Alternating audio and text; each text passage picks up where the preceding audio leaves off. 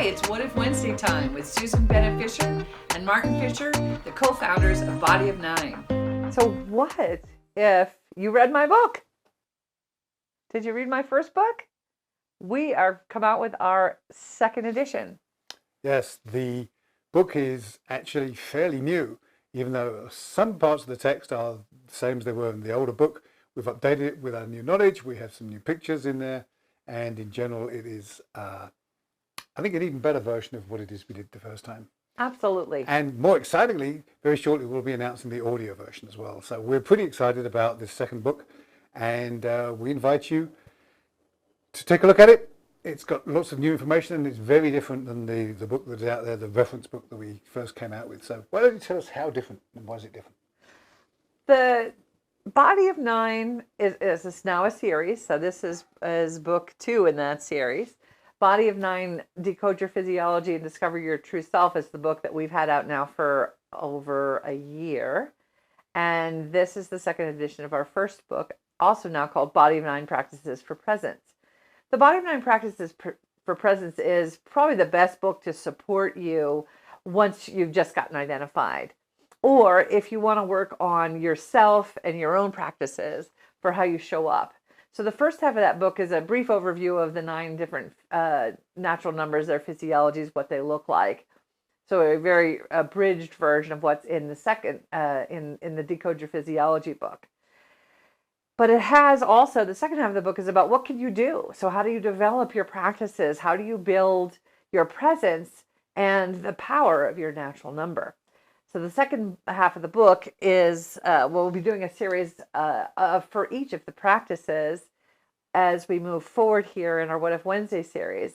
But there are 9 different things that you're doing, but this is like the sequence to do them in, how to apply your knowledge of the natural number to these basic practices, and how to integrate them into your life, including some exercises. Yeah, so this is an offering for us, for those of us that are looking at bringing more wellness into our lives, perhaps. There is a very useful set of exercises. There's a whole number of things that each of the natural numbers can do to move forward into bringing their wellness, wholeness, if you will, into your life. Yes. Also, there's a lot of talk out there about manifestation and about the law of attraction. And this is kind of like our version of how do you manifest the life that you want to live? How do you become present? How do you use wonder and awe and curiosity and different skills like that, combined with your knowledge of your natural number and the natural number knowledge of the people around you, in order to really transform your way of being? People ask us all the time, well, why would you do what? Why does it matter that I know my natural number? I think that's a really important question. And go ahead. And I think the answer is both simultaneously simple and very complex. What's the simple one? The simple answer is that you're going to be happier. Yes, that's the simple answer is you're going to be happier and have better relationships. Yes, yeah. And the second part of that answer, the reasoning behind you're going to be happy, is because it helps you get more control in your life. It helps you move away from being driven by fear. It helps you move away from being scared. It helps you move away from anything that is not actually yours to control. So what it gives you is practices that you can integrate so that you're quicker to respond when you get triggered. You are more perceptive of other people and the way they interact with the world. You become, it's like you get 9 extra senses or 8 extra senses with which to operate, which expands your perceptive abilities. There's a lot of information that you're just not perceiving because you don't know how to activate your body. So it starts with the very simply, oh my God, it's so great to be me. Yes. And moves you all the way through to being a much more cosmic human. It wakes you up. It wakes you up. There's many memes and conversations and thoughts and information that's been passed mostly through most of our lives that really we're walking almost in a sleep as we go through life. And starting with Body of Nine and this book, The Practices for Presence, is a great way to wake up and start to look around. And we want to acknowledge all the shoulders that we're standing on that helped us produce this book.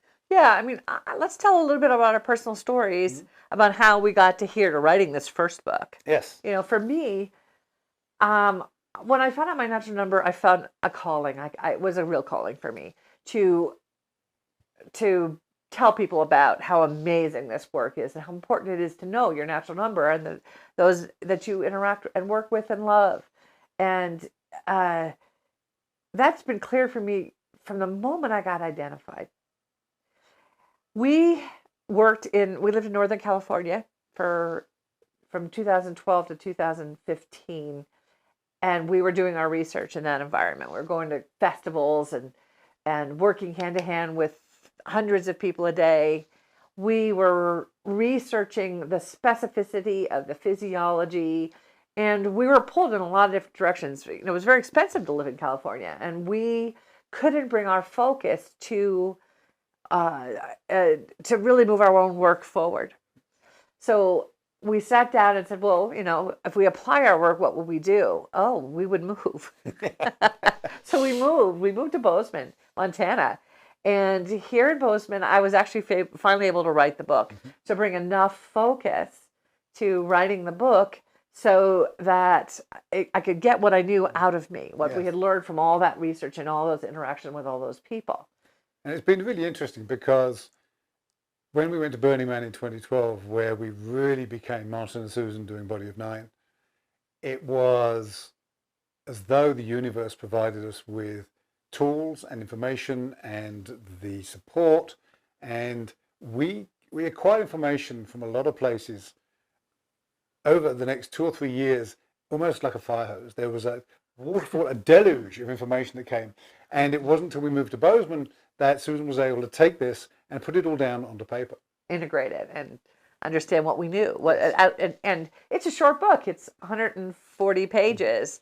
So at the time we didn't know a lot. The second book is over twice that size. So we continued learning and studying and researching, and then that's what the second book really is, a result of that. Right, but we couldn't intense research. We couldn't be where we are now without having done the work that's in the first book, and now the second book, the practices for presence, as we'll call it.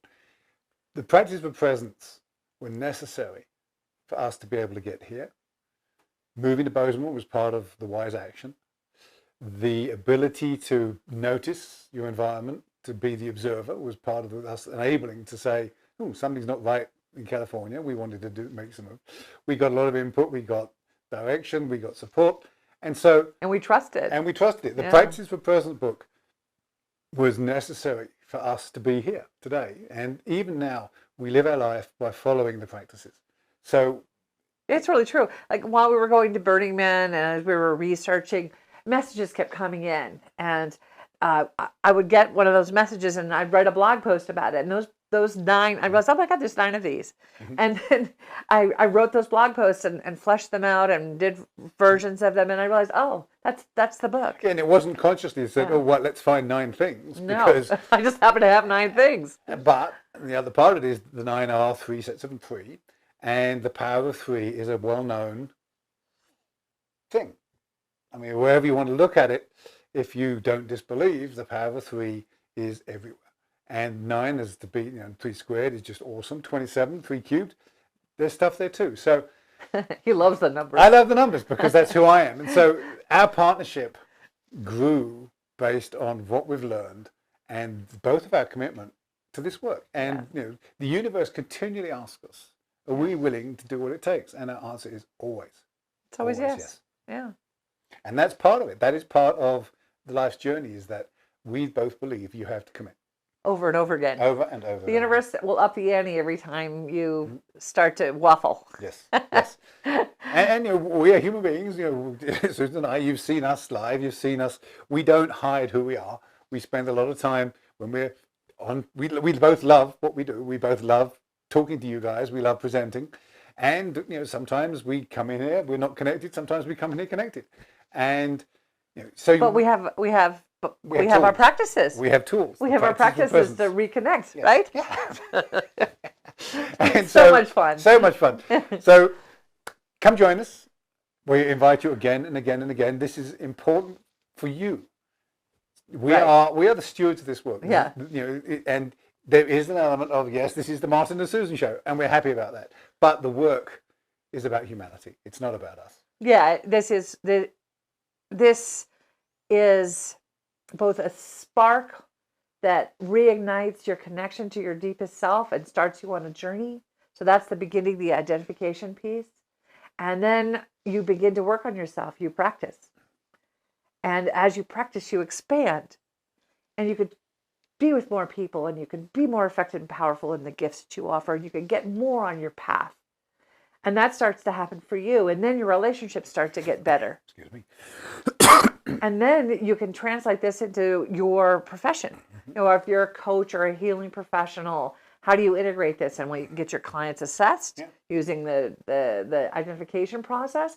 And we have support tools for you. Or if you're in a sports team, if you want to know how to really optimize everyone in terms of what position are they playing, how do they work, and what can they do and what can't they do. We can all do anything.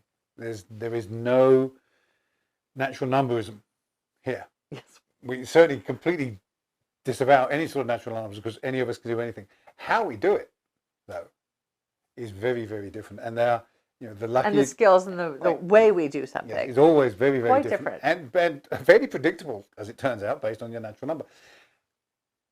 The practices of presence allow you to become more you. They allow you to... Yes, and none of them will be unfamiliar. Yes. And what is almost more important than the individual ones is actually the order. Mm-hmm. So there's an order that they've been presented in the book, and that's probably the unique thing about each of how you do them and what order you do them in. Yeah, these ideas are not unique. We got them from various other people. There's, as I said, that we stand on the shoulders of giants. The order, however, is relatively unique. And the more you know about your natural number and those around you, the easier and more powerful the practices get. Absolutely. Absolutely. The other thing that you get from this work is understanding that others are different if they don't share natural number. And how are they different? And how can you how can you interact with them more effectively? How can you build those relationships? How can you respond more quickly to where a person is coming from? And the really most amazingly powerful thing about knowing that other people are different is you get to know who you are too. Right, and how special you are. Because we're all special. Yeah, and all needed. So the other thing is how the 9 come together, how the 9 natural numbers, the purposes that each one brings come together to create something very special. We've talked about that in some of our other What If Wednesday shows. Explore them. There's lots and lots of information in all of our What If Wednesdays. You know, we are here to serve you. If you have questions, you want to know more, you want to talk to us, you want to get somebody identified, whatever you need, we're here to support you. And you on your journey that is unique in this world. You're a powerful person. Don't disbelieve. You are magic. And we're on your side. Yeah. Thanks for listening, and we'll talk to you again next week. Bye for now.